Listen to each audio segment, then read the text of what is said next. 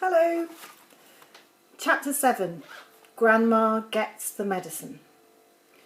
Grandma sat hunched in her chair by the window.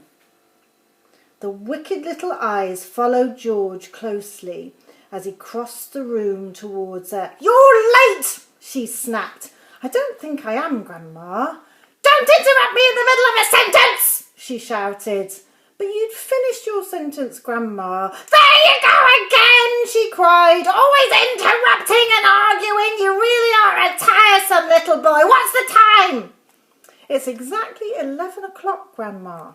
"You're lying as usual. Stop talking so much and give me my medicine. Shake the bottle first, then pour it into the spoon and make sure it is a whole spoonful." "Are you going to gulp it all down in one go?" George asked. "Or will you sip it?" "What I do is none of your business," the old woman said. "Fill the spoon."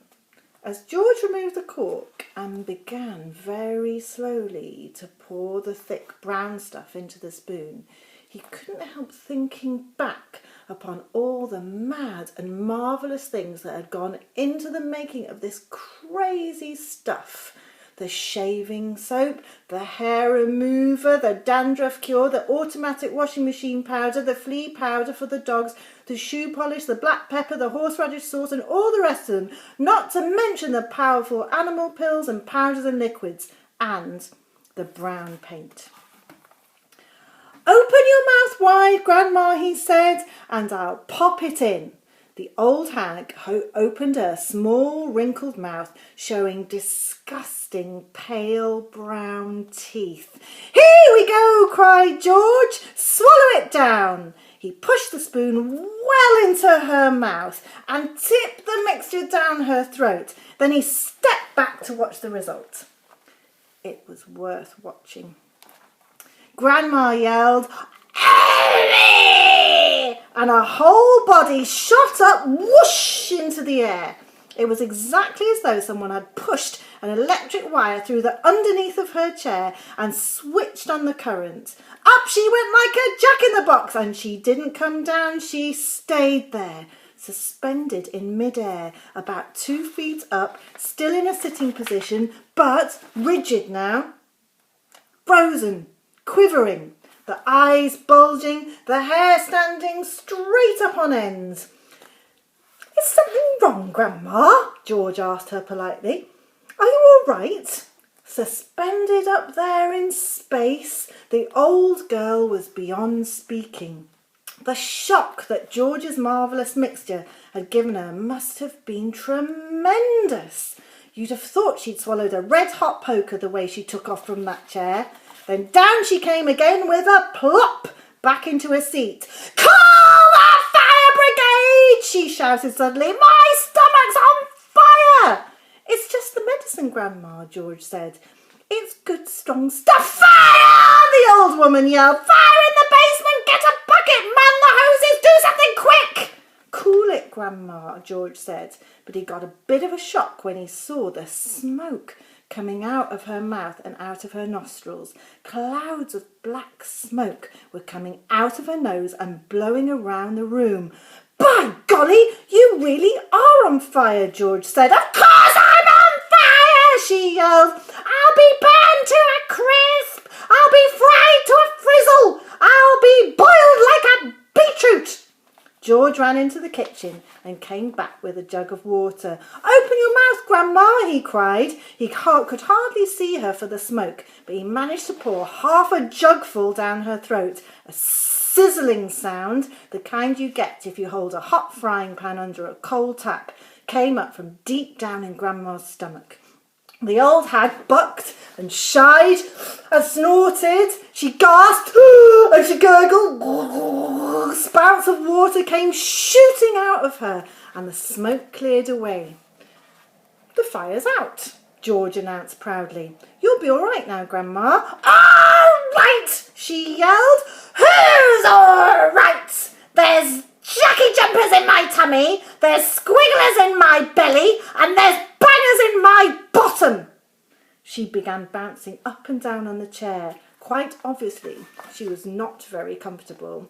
"You'll find it's doing you a lot of good, that medicine, Grandma," George shouted. "Guards!" she screamed. "Take me, guards! It's killing me!" Then she began to bulge. She was swelling. She was puffing up all over. Someone was pumping her up. That's how it looked. Was she going to explode? Her face was turning from purple to green. But wait! She had a puncture somewhere. George could hear the hiss of escaping air. She stopped swelling.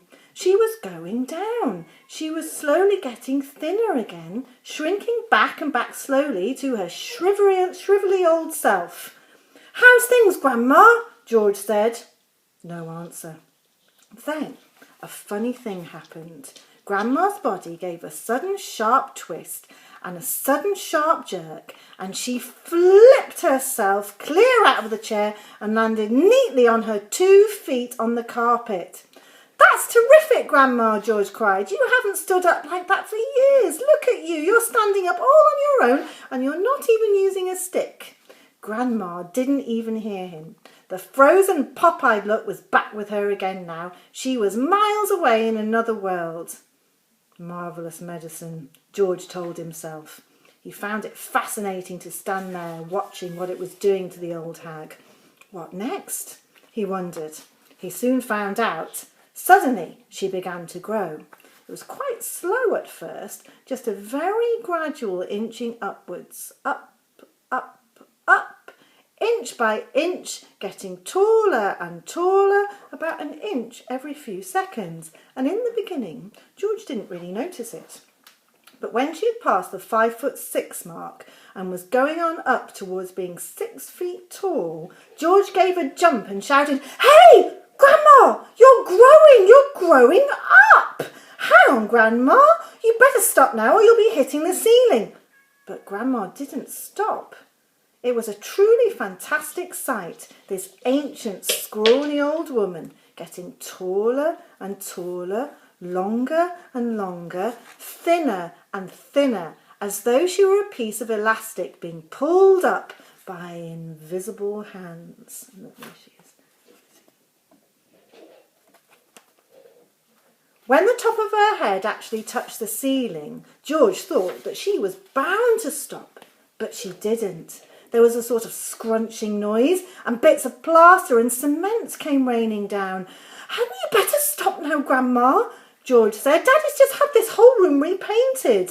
But there was no stopping her now. Soon her head and shoulders had completely disappeared through the ceiling, and she was still going.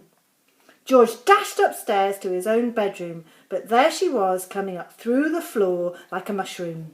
"Whoopee!" she shouted, finding her voice at last. "Hallelujah, here I come!" "Steady on, Grandma," George said. "With a hey, nonny, no, and up we go," she shouted. "Just watch me grow." "This is my room," George said. "Look at the mess you're making." "Terrific medicine!" she cried. "Give me some more." "She's dotty as a donut," George thought. "Come on, boy, give me some more," she yelled. "Dish it out, I'm slowing down." George was still clutching the medicine bottle in one hand and the spoon in the other. Oh, well, he thought, why not? He poured out a second dose and popped it into her mouth. "Owie!" she screamed, and up she went again. Her feet were still on the floor downstairs in the living room, but her head was moving quickly towards the ceiling of the bedroom. "I'm on my way now, boy," she called down to George. "Just watch me go." "That's the attic above you, Grandma," George called out. "I keep out of there, it's full of bugs and bogles." Crash! The old girl's head went through the ceiling as though it was butter. George stood in his bedroom, gazing at the shambles. There was a big hole in the floor and another in the ceiling, and sticking up like a post between the two was the middle part of Grandma. Her legs were in the room below, her head in the attic. "I'm still going," came the old screechy voice from up above. "Give me another dose, my boy, and let's go through the roof." "No, Grandma, no," George called back. "You're busting up the whole house." "To heck with the house," she shouted. "I want some fresh air. I haven't been outside for 20 years. There's a picture of her.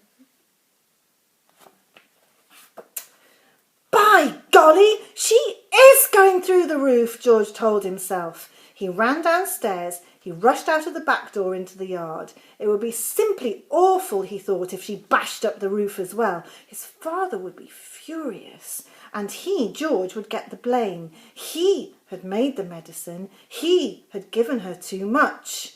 "Don't go through the roof, Grandma," he prayed. "Please don't."